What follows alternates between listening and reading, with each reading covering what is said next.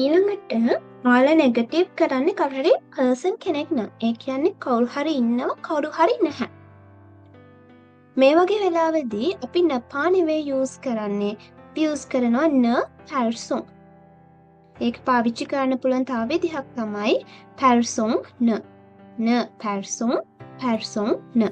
කොහොමද කියලා අපි බලමු.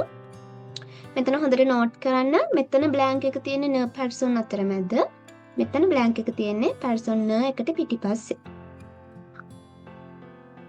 බලන්න එක්සැම්පල් එක. මෙතන මම කියනවා කෙල්කන් එයාලා පෝස්ට්. කෙල්කන් කියනවා අපි someone කවුරු හරි එයාලා post. is at the door කවුරු හරි දොර ළඟ ඉන්නවා. මට මොකද්ද කරන්න ඕනේ? මේ පර්සන් කෙනෙක් වෙන නෙගටිව් කරන්නේ කවුරුවත් නැහැ දොර ළඟ. right? ඒ කියන්නේ අපිට කියන්න ඕනේ no one එහෙමත් නැත්නම් nobody කියන එක. මේකට තමයි අපි මේ person කියන එක use කරන්නේ. එහෙනම් මම කියනවා person මේ word එක වෙනුවට ඔන්න මම use කරනවා person. එන්න apostrophe යනවා vowel නිසා person නේ ආලා post. No one is at the door. first එක someone is at the door. දෙවෙනි එක no one is at the door. අයි මම මෙතනට person කියන එක use කරේ. බලන්න මෙතන person එකට මම දීලා තියෙන්නේ if the person is the subject. මෙතන කවුද කෙල්කන් කියන්නේ මේ sentence එකේ subject එක. එයානේ මෙතන person වෙන්නේ. එහෙනම් අපි negative කරන්නේ subject එක නම් එහෙනම් අපි use කරන්න ඕනේ person. හැබැයි person ඉන්නේ object එක විදිහට නම්. මෙන්න මේ වගේ. J view කෙල්කන්. I saw someone. මම කවුරු හරි දැක්කා. මේ පසේ කොම්පොසේ තියෙන්නේ J view I saw someone. මෙතන use කරලා තියෙන්නේ object එක නිසා මම use කරලා තියෙන්නේ මොකක්ද මෙතන? න person. එහෙනම් අපි කියනවා Janai view person.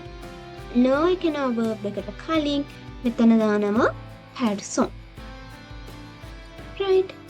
ඒ කියන්නේ මෙතන මේ blank එකේ මෙතන මම blanks දෙකක් දීලා තියෙනවානේ. මේ blanks වලට එන්න ඕනේ verb එක. මේ න person එක හරියට අපි කලින් ඉගෙන ගත්ත නපා එක වගේ verb එක දෙපැත්තෙන් ඉන්නේ. මේ person එක subject එකක් විදිහට වැඩ කරනවා. හරියට මේ වගේ. එතකොට එතනට නිකන් clearද? yes teacher.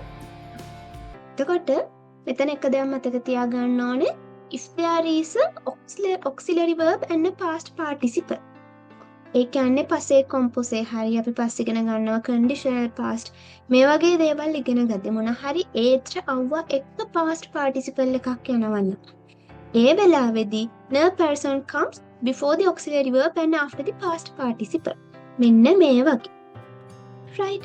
සාමාන්‍යයෙන් අපි පස්සේ කොම්පොසේ කියන්නේ normally නපා use කරනවා නම් අපි මේ verb එක පිටපැත්තේ දාන්නේ Janai pa view.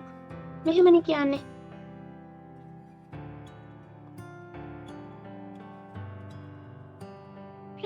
සාමාන්‍ය past tense එකක් අපි නපා දාලා negative කරනවා නම් මේ ඒත්‍ර හරි ඔව් හරි දෙපැත්තට තමයි past participle නපා එක දාන්නේ.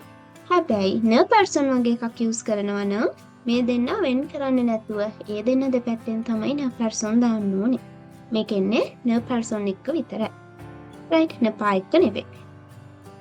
ඊළඟට අලන person හරි person හරි use කරන්න පුළුවන් ඒවා තමයි කෙල්කම් තු කිව්වම all හැමෝම එහෙම නැත්නම් තුලමුත්. මේ example words තුනක් විතරයි.